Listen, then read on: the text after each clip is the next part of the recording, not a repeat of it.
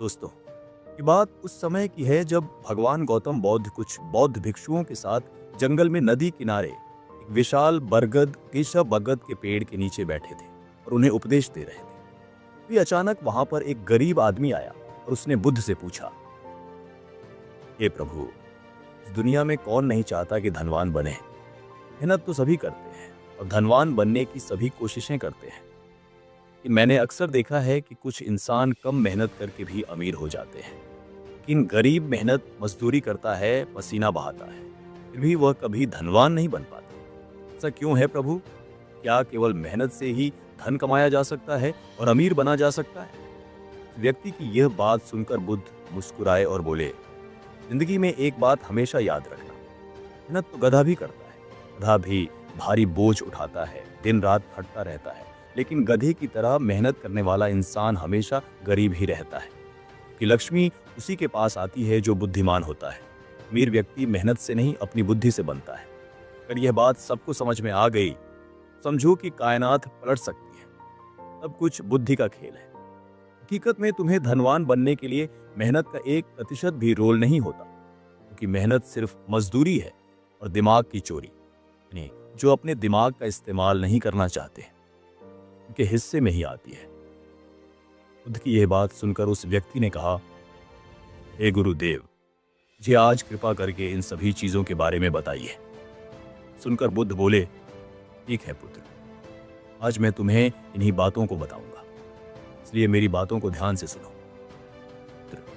धन की देवी लक्ष्मी को आकर्षित करने के लिए मैं तुम्हें 7 ऐसे नियम बताऊंगा जो सदियों से राजाओं को सम्राट और गरीबों को धनवान बना चुके हैं।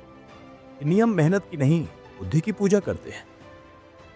हर नियम के साथ मैं एक छोटी सी कहानी सुनाऊंगा जो इनकी गहराई समझाएगी। ध्यान से सुनो, क्योंकि ये शब्द तुम्हारी किस्मत बदलने वाले हैं।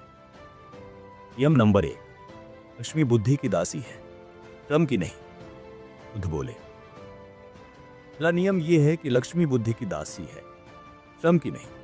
जो व्यक्ति अपने मस्तिष्क से निर्णय लेता है, जो जानता है कि कब, इसके लिए और कितना परिश्रम करना है, वही लक्ष्मी को बांध सकता है।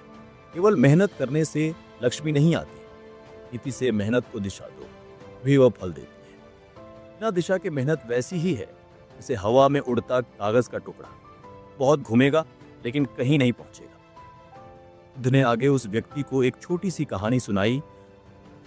बार की बात है, छोटे से गांव में एक किसान रहता था। नाम था हरिया। हरिया दिन रात खेतों में पसीना बहाता था। वह सूरज उगते ही हल चलाता, शाम ढलते तक फसल काटता, लेकिन हर साल उसकी फसल सूख जाती। क्यों? क्योंकि वह कभी मौसम की समझ नहीं रखता था। तो उसका एक दूसरा किसान मूला कम मेहनत करता था। साल में सिर्फ 2 बार खेत में जाता, एक बार बुआई के लिए, दूसरी बार कटाई के लिए। लेकिन मूला मौसम के संकेतों को पढ़ता था, बादलों की दिशा, हवा की गति, मिट्टी की नमी। जानता था कि बारिश कब आएगी और कौन सी फसल बोनी है। नतीजा, हरिया का खेत बंजर रहता, जबकि मूला का खेत सोने जैसा चमकता। एक दिन हरिया मूला से बोला, भाई, कम काम करता है फिर भी तेरा अनाज बाजार में ऊंचे दामों पर बिकता है। मूला हंसा और बोला, हरिया, मेहनत तो तू करता है, लेकिन बिना दिमाग के। मैं अपनी मेहनत को दिशा देता हूं। बुद्ध ने कहानी समाप्त करते हुए कहा, हरिया की तरह ज्यादातर लोग मेहनत करते हैं, लेकिन बिना बुद्धि के। बुद्धि का मतलब सिर्फ किताबी ज्ञान नहीं, बल्कि व्यावहारिक समझ है। उदाहरण के लिए, अगर तुम दुकानदार हो तो सिर्फ सामान बेचने से नहीं, बल्कि ग्राहक की जरूरत समझने से धन आता है। मान लो बाजार में सर्दी का मौसम है तो एक दुकानदार उन्हीं कपड़े स्टॉक करता है। यही है बुद्धि का प्रयोग। लेकिन बुद्धिमान दुकानदार देखता है कि लोग चाय की दुकानों पर ज्यादा आ रहे हैं, तो वह चाय का स्टॉल लगाता है, कम मेहनत में ज्यादा कमाई करता है। तो यही बुद्ध की नीति कहती है कि बुद्धि निवेश सबसे बड़ा निवेश है। नियम नंबर 2, धन को पकड़ने से पहले खुद को संभालो। बुद्ध आगे कहते हैं, पुत्र, जैसे वन्य पशु को बांधने से पहले स्वयं को मजबूत करना आवश्यक होता है, इसी प्रकार धन दौलत को प्राप्त करने से पूर्व संयम और चरित्र को अपनाओ। पुरुष धन के आगमन से पहले ही अपनी इच्छाओं के जाल में फंस जाए। धन को कभी स्थिर नहीं रख सकता। लक्ष्मी देवी वही निवास करती हैं जहां आत्मनियंत्रण का दीपक प्रज्वलित रहता है। बिना संयम के धन वह रेत का महल होता है। इसे प्रलोभन की लहरें एक क्षण में ध्वस्त कर देती हैं। कल्पना करो कि तुम्हारा राज्य एक विशाल वृक्ष है। यदि जड़ें कमजोर हों तो कितना भी पानी डालो वह सूख ही जाएगा। संयम ही वे जड़ें हैं जो धन को पोषित रखती हैं। संयम का अर्थ है छाओं पर विजय प्राप्त करना, जैसे योद्धा शत्रु पर करता है। प्राचीन ग्रंथों में कहा गया है कि मनुष्य का मन एक अश्व घोड़ा है। यदि उसे लगाम न दी जाए तो वह घोड़ा कहां ले जाएगा, कोई निश्चित नहीं। धन के संदर्भ में यह लगाम 3 स्तरों पर बांधनी चाहिए: शारीरिक, मानसिक और आर्थिक। शारीरिक संयम से तात्पर्य है शरीर को अनावश्यक भोजन या विश्राम से बचाना। बुद्ध आगे उस व्यक्ति से कहते हैं, जैसे एक राजा यदि प्रतिदिन भोज के अतिरेक में लिप्त रहे, उसकी शक्ति क्षीण हो जाएगी और वह राज्य संचालन नहीं कर सकेगा। लक्ष्मी देवी वही निवास करती है जहां आत्मनियंत्रण का दीपक प्रज्वलित रहता है। न संयम के धन व रेत का महल है। से प्रलोभन की लहरें एक क्षण में ध्वस्त कर देती हैं। फिर सोचो, यदि तुम्हारा राज्य एक विशाल वृक्ष है, उसकी जड़ें कमजोर हैं, तो कितना भी पानी डालो वह सूख जाएगा। मनुष्य का मन एक अश्व है। यदि उसे लगाम न दी जाए वह घोड़ा कहां जाएगा, कोई नहीं जानता। इसलिए धन के संदर्भ में लगाम 3 स्तरों पर बांधनी चाहिए: शारीरिक, मानसिक और आर्थिक। शारीरिक संयम का अर्थ है शरीर को अनावश्यक भोजन और विश्राम से दूर रखना। मानसिक संयम का स्वरूप है क्रोध और लोभ पर नियंत्रण। बुद्ध बोले, क्रोध में लिया गया निर्णय, जैसे युद्ध में आवेशपूर्ण आक्रमण, अक्सर विनाशकारी होता है। इसलिए पुत्र, याद रखो, जब तुम्हारा क्रोध भड़के तो गहरी सांस लो और सोचो, क्या यह निर्णय धन को बढ़ाएगा या घटाएगा। आर्थिक संयम सबसे सूक्ष्म है, और व्यय से पूर्व प्रश्न करो, क्या यह आवश्यक है। धन को व्यर्थ में नष्ट करना लक्ष्मी का अपमान है। नियम नंबर 3, धन खर्च करने की नीति कमाने से बड़ी होती है। बुद्ध आगे कहते हैं, अब सुनो पुत्र, तीसरे नियम को, जो धन की आत्मा है। धन कमाना तो एक कला है, से शिकारी का बाण चलाना, किंतु उसे बचाना और वृद्धि करना यह नीति का चातुर्य है। जो पुरुष धन को जहां तहां व्यय कर देता है, वह लक्ष्मी का अपमान करता है। देवी तुरंत उससे दूर हो जाती है। इसलिए खर्च की नीति बनाओ और स्वर्ण मुद्रा का हिसाब रखो, जैसे राज्य का कोषाध्यक्ष लेखा जोखा रखता है। ऐसे ही धन भी है। यदि अनियंत्रित जले तो सब जला देगा, यदि नियोजित हो तो प्रकाश देगा। क्योंकि कमाने से बड़ी है खर्च की नीति, क्योंकि कमाई क्षणिक होती है, किंतु खर्च का प्रबंधन शाश्वत समृद्धि लाता है। बुद्ध ने आगे उस व्यक्ति से कहा, पुत्र, खर्च की नीति का स्वरूप 4 भागों में बांटो। पहला आवश्यक, दूसरा वांछित, तीसरा बचत, चौथा दान। आवश्यक व्यय वह है जो जीवन को चलाए, भोजन, वस्त्र, आवास आदि। वांछित व्यय सुख के लिए हो, लेकिन सीमित बचत धन को बढ़ाने के लिए, और दान के खाना आना लक्ष्मी को प्रसन्न करने के लिए। यदि तुम्हारी आय 10 मुद्राओं की है, 4 आवश्यक पर, 3 वांछित पर, 2 बचत में और 1 दान में लगाओ। नीति धन को अपमानित होने से बचाती है। नियम नंबर 4, समय की महिमा को समझो। बुद्ध आगे उस व्यक्ति से कहते हैं, समय की महिमा का गान करता है वह जीवन में राजा बनता है।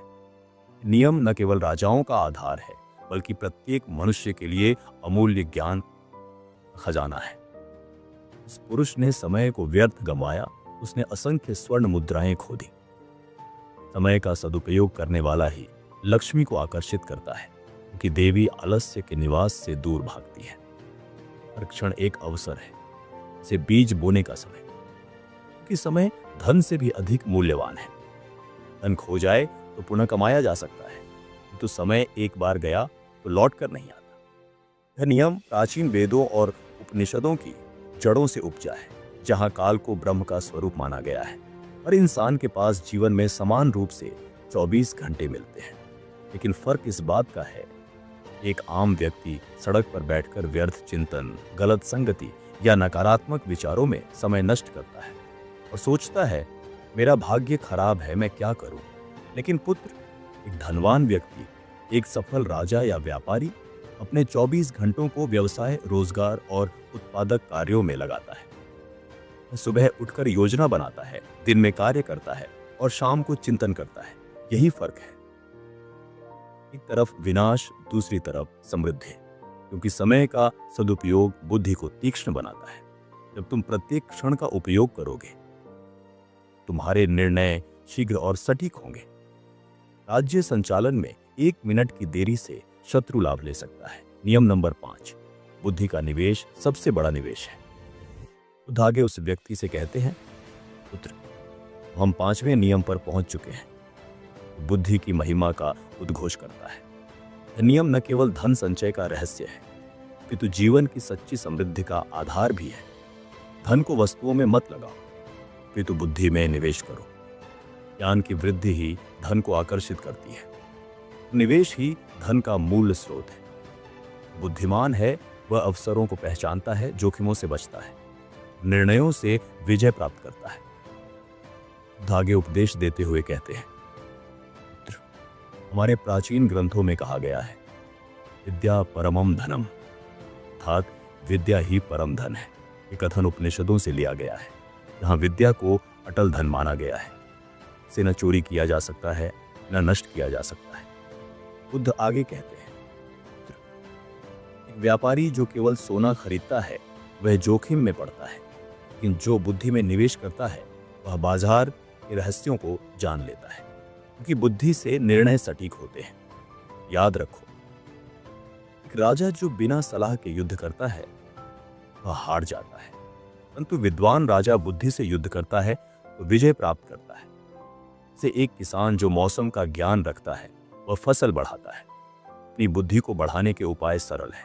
ग्रंथ पढ़ो, अर्थशास्त्र और नीति शास्त्र का अध्ययन करो, गुरु से सीखो, सभा में विद्वानों को आमंत्रित करो, बुद्धि को अपना धन बनाओ।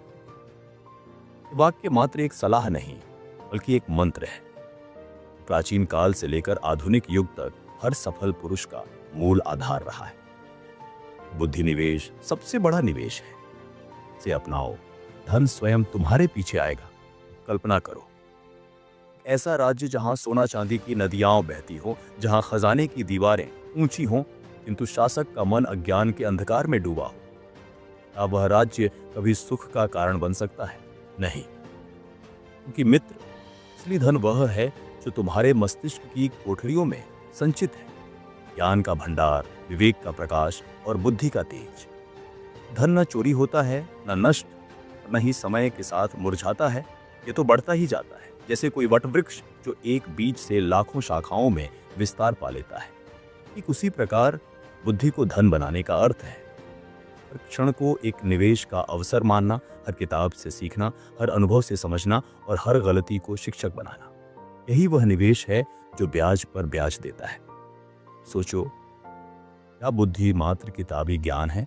नहीं, क्योंकि बुद्धि वह ज्वाला है जो मन को प्रज्वलित करती है, निर्णयों को दिशा देती है और जीवन की जटिलताओं को सरल बनाती है।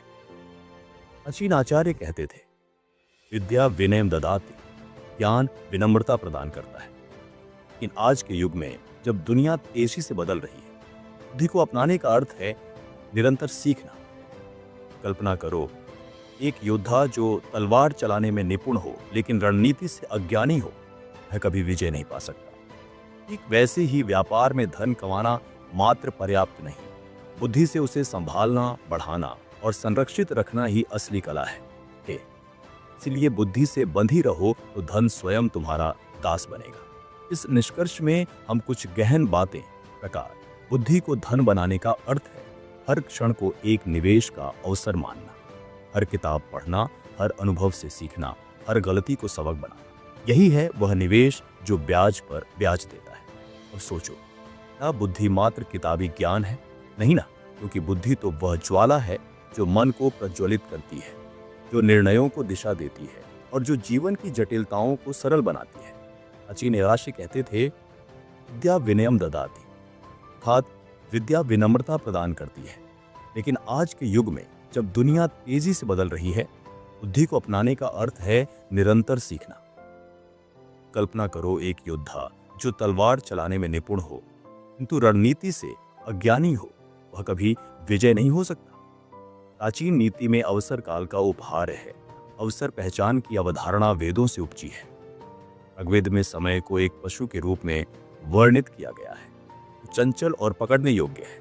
बाल पशु अर्थात समय एक ऐसा पशु है जिसे पकड़ना पड़ता है, अन्यथा वह फिसल जाता है। ये सूक्ति हमें सिखाती है कि अवसर क्षणिक है, से कोई जंगली पशु जो जंगल में लपकता फिरता है, यदि सजग न हो तो वह हाथ से निकल जाता है। उपनिषदों में अवसर को संयोग माना गया है, क्योंकि धन संरक्षण की सूक्ष्म कला का रहस्य उजागर करता है।